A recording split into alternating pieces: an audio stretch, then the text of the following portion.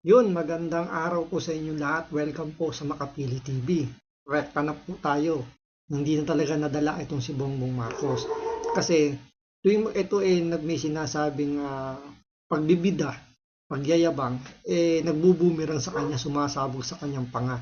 Kasi ngayon, napirmahan na yung national budget at sinasabi niya na ito na raw ang pinakamalinis, pinakawalang kakorupsyon na budget ng Pilipinas. Pero ito ay tinabla ni Atty. Rowena Guanzon. So ito panoorin po natin kung bakit niya nasabing pambubudol o panlilinlang lang itong mga sinasabi ni Bongbong Marcos. Pero syempre bago ang lahat, kung hindi ka pa nakasubscribe sa Makapili TV, baka naman pwedeng pakipindot po muna yung subscribe button at the same time palike ka rin po ng video, wala naman pong bayad yan. Kaya pindot na. So ito panoorin natin si Atty. Rowena Guanzon.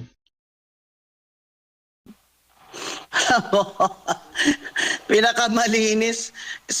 Meron bang, is there such a thing as pinakamalinis na budget? Baka ibig nila sabihin wala na daw pork barrel. Kahit sabihin mong malinis ang budget, madudumi naman yung nag-i-implement. Ganun pa rin. Opo. Diba? Kung magnanakaw pa rin dyan sa DPWH, Opo. Attorney, meron...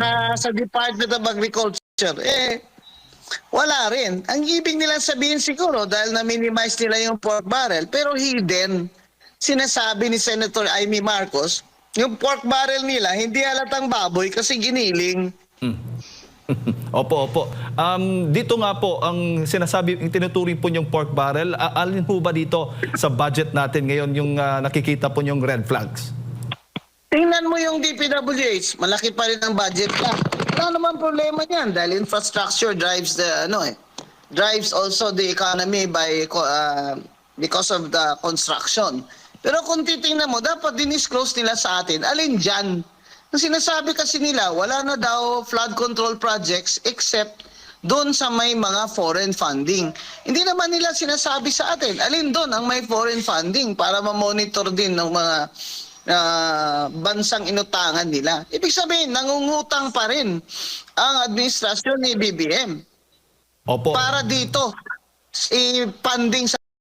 So, pinakasimple nito, mangungutang ang administrasyon ni Bongbong Marcos para budgetan yung flood control project dahil nga wala na tinanggal na to sa national budget. Pero yung inutang sa foreign country para ipang budget doon sa flood control, sino ba magbabayad nun? Diba? Taong bayan pa rin. Lahat ng taxpayer. So, okay lang sana kung gano'n ang mangyayari. Kung mapupunta talaga sa infrastructure, lalong-lalo sa flood control. Ang problema, dahil nga nangyari na yung pagnanakaw sa flood control, parang inuulit lang nila ngayon yung kanilang pagnanakaw, pero sa ibang estratehiya naman.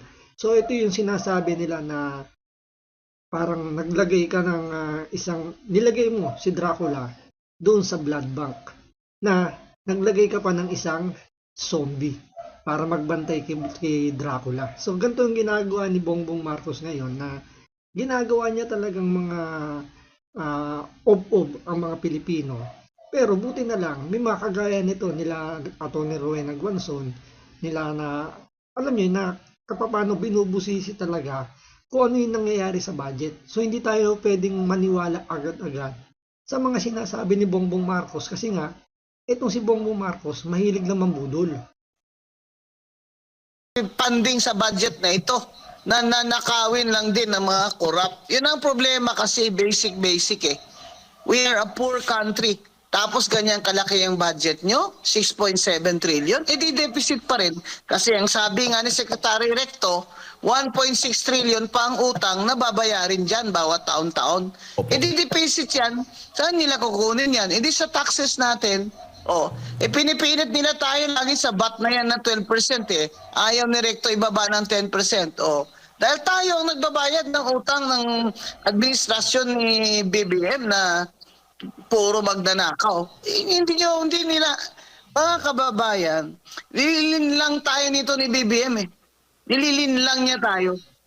Akala niya talaga napakatanga na ng mga Pilipino. Ngayon lang siya nakaramdam na lame duck president na siya sa midterm niya kasi itong social media, ito ang malaking tulong sa atin na tayo'y nagpoprotesta sa mga pagnanakaw nila. Kaya wag niyo silang lubayan. Huwag nyo silang lubayan, huwag kayong maniwala dyan. Nasabi nila, this is the cleanest budget. Niwala ako sa inyo. Ibig nyo sabihin, wala kayong insertion during the BICAM. Talaga? Tawag na nga ninyo, amendment. Sabi ni Risa Ontiveros, wala daw siyang insertion.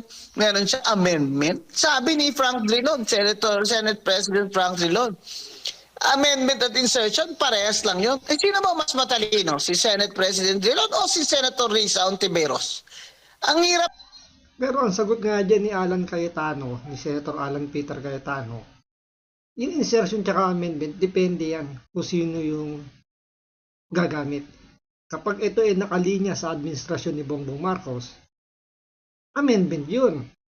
Pero kapag ang naglagay doon ay mga tumutulig sa kay Bongbong Marcos, insertion yun. Alam naman natin, pag insertion, masama ang ibig sabihin. So, kumukupit, parang ganon. So, itong si Ontiveros, ayaw niyang tanggapin na insertion yun. Kasi nga, nakalink siya sa administrasyon ngayon, kaya amendment yun. Ang hirap talaga itong ginagawa tayong bobo, kaya sawang-sawa na ako. Sabihin nila, to si Atty. Guanzon, wala nang magandang nasabi tungkol kay BBM. Bakit ako may magandang sasabihin tungkol sa kanya? Wala naman siya nagawang maganda. Addict siya eh. Opo, attorney, at yung itinuturing na mga allocable items, iba pa yon? Iba pa yun. Sinasabi na hindi daw yun pork barrel. Ano ang ibig kong sabihin? Bakit allocable ang tawag dyan? Ngayon lang niya, talagang unprogrammed funds niya sa budget, binaba niya. Pero meron pa rin. Kasi yung unprogrammed na yan, prohibited naman talaga yan. Hindi yan ginagawa nila ni Recto at ni BBM at ng Speaker at ng Senate President out of the goodness of their heart. Ginagawa nila yan kasi prohibited na yan ng Supreme Court, unconstitutional na yan. Ginagago naman tayo eh. Napakadami nating abogado, natatanga-tangahan tayo.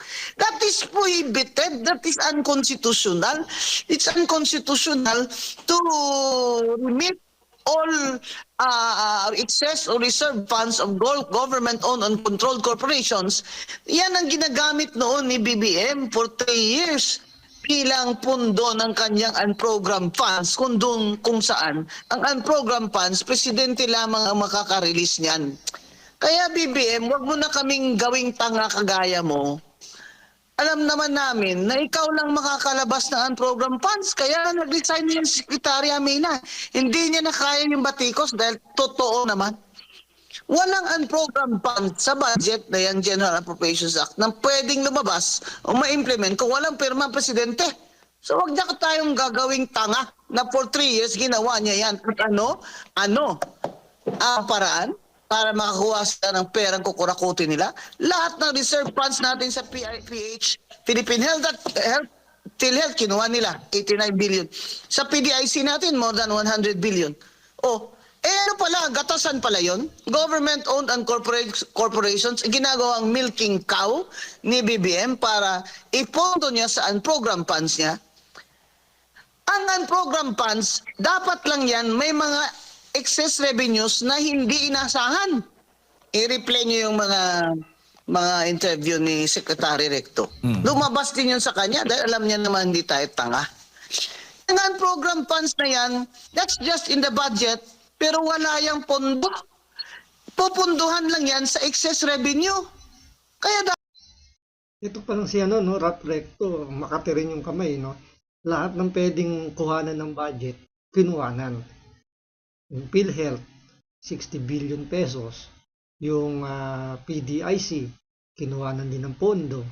Yung Maharlika Investment Fund, pinagkukuha yung pondo sa mga government bank. Pero ang tanong nga dyan okay lang sana kung ganun, may kinukuha. Pero ang tanong nga doon, meron bang kumbaga, nag-interest ba yun? Meron bang kumita ba ang gobyerno doon sa mga perang pinagkukuha nila? Ang problema, napunta sa bulusan nila. Ang isa pa nga nakakatawa rito yung sa PhilHealth na pinasosoli na ng Supreme Court. Kukunin nila yung budget pang soli doon sa PhilHealth sa 2026 national budget. Saan ka nakakita yung ninakaw na pera, isosodi yan, manggagaling din yung pera dun sa tinakawan nila. Yung pera ng PhilHealth, pera ng taong bayan yan. Tapos, kukunin nila yung budget, pang soli doon, sa national budget ngayon na pera rin ng taong bayan. Ganyan tayo niloloko ni Bongbong Marcos at nito ni Ralph Recto. Kaya siguro siya ang kinuha ni Bongbong Marcos na maging DBM Secretariat o Department of Finance. Finance yata. Ngayon, ano na siya ngayon? Executive Secretary. Dahil magaling sa pera si Ralph Recto. Kaya gustong-gusto ito ni Bongbong Marcos. Kaya dapat nga yan, nilalabas lang yan towards the end of the year na alam mo na kung may excess revenue ka. Paano ka may excess revenue? Wala nga, deficit ka nga. Opo. Deficit nga. Ito ang gobyerno niya. Kaya siya nangungutang every year. 1.6 trillion pa ang babayarin na utang this year. 6.7 ang trillion ang budget natin. Saan nila kukunin yun? Sa taxes natin. Sa taxes natin, lalo na yung 12% VAT na pahirap sa mga mahihirap. Opo. Yan ang mga kababayan. Ito, bagong taon nito, nagmamalinis si BBM at si Recto. Huwag kayong maniniwala dyan. This is the cleanest budget ever. Attorney, ito Pamura lang, na sila. Pamura. nababanggit po ninyong unprogrammed funds. May mahigit 90 billion pesos po ang vinito ng Pangulo at may mga natitira pa. Para po sa inyo, dapat lahat ng unprogrammed funds alisin dito sa budget natin. Dapat alisin niya. Ginagawa niya yung kiti-kiti eh. Ginawa niya yung, kumbaga yun yung kanyang tawag dyan piggy bank. Na kukupit-kupitin niya yan pag may, President, kailangan ko ng ganito, tulies dun sa district ko para may kickback ako dyan na 20%. Di ba? Wala nga pondo yan. Excess revenue lang ng mga kapondo dyan. Dapat in-erase niya na dahil deficit naman tayo. Anak ng tinapaka BBM, 3 taon pa. Talagang ibabaon mo na kami sa utang. Kawawa mga kaapu-apuhan namin. Pero ikaw, baka siguro... Kaya ang prediction ngayon, pagbaba sa pwesto nito ni Bongbong Marcos, banggarote ang Pilipinas. Expect natin na magiging mahirap ang ating 2028 dahil nga walang budget ang Pilipinas at sigurado ito ipangungutang muna ng susunod na presidente. At hindi natin alam kung baka nga bilang matakot dito si Inday Sara na hindi na siya tumakbong presidente dahil mahirap yung kanyang papasukin kung sino man yung tatakbong presidente na lalaban dito kay Bongbong Marcos. Napakahirap ng kanyang tatahakin dahil nga walang kapondo-pondo ang Pilipinas, kailangan umutang. At pag umutang ang Pilipinas, iyan ang gagamitin pambatikos sa uupong presidente dahil lalong lalaki yung utang ng Pilipinas at lalaki pa yan dahil nga wala namang paghuhugutan ng pera. Kaya medyo sa tingin ko medyo baka nagdadalawang isip pa rito si Vice President Sara Duterte tumakbo. Kasi nga ang pangit ng iiwanan nito ni Bongbong Marcos, biriin mo 3 taon pa lang siya nakaupo bilang presidente.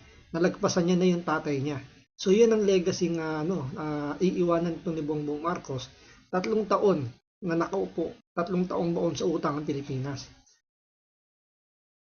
Baka siguro, dahil bangag ka, hindi mo napipil yun, saka ang dami-dami yung pera na ninakaw. Hindi nyo na maubos yan. Sa 3 kamatayan nyo man, hindi nyo maubos yung ninakaw nyo sa amin. Pero paano mga kamahihirap? Paano? Sa 3 years na ito, paano ang services? Sabihin nila, may maip naman attorney, may ganyan-ganyan, ayuda. Kailangan namin trabaho. Kailangan ng mga hirap trabaho, hindi ayuda. 2.4 million ang walang trabaho nitong Paskong ito. More than 1/2 sa mga Pilipino nakaranas ng gutom. Ito ba ang administrasyon na gusto nyo maulit pa sa 2028? Huwag kayong pumayag na linlangin kayo uli ni BBM at ng kanyang gang. Okay lang yan sila dahil mayayaman sila. Paano kayo? Pagka-graduate ng mga anak niyo na halos hindi na kayo kumakain. Parang ang baybaon ng mga anak niyo sa college. Pagka-graduate after 3 years, walang trabaho. Sino pa mag-invest sa Pilipinas kung ganito tayo ka corrupt? Palagay nyo kaya hindi alam ni Trump na cocaine addict si Bongbong? Alam ni Trump yan. Inaresto nga si Maduro eh.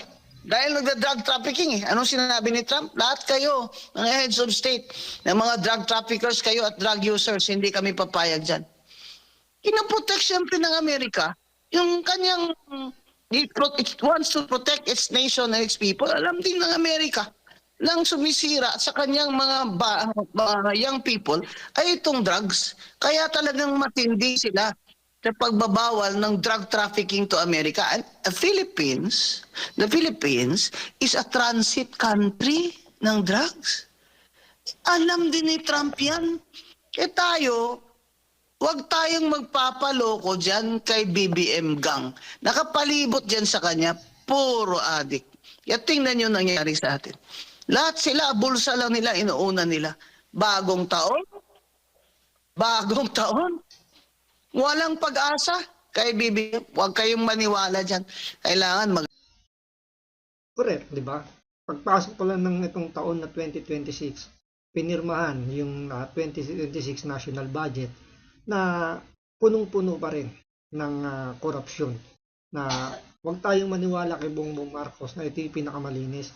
Malabong-malabong mangyari yan. Baka sinasabi niya lang yan, o malamang sinasabi niya lang yan para lang sabihin ng mga Pilipino na nagtatrabaho si Bongbong Marcos. Maniwala ka, binasa niya yung 4,500 pages ng national budget. Eh hindi nga natutulog yan. Nagchochongke sa umaga. Paano makakapag-isip ng malinaw yan? Tapos sisinghutan pa ng 4 times a day kasama merienda. So anong tatakbo sa utak niyan? Wala. Kaya yung pambubutol ni Bongbong Marcos, huwag ninyong paniwalaan. So hanggang dito lang po muna. Maraming salamat po sa panonood. Ingat po kayo lagi. God bless.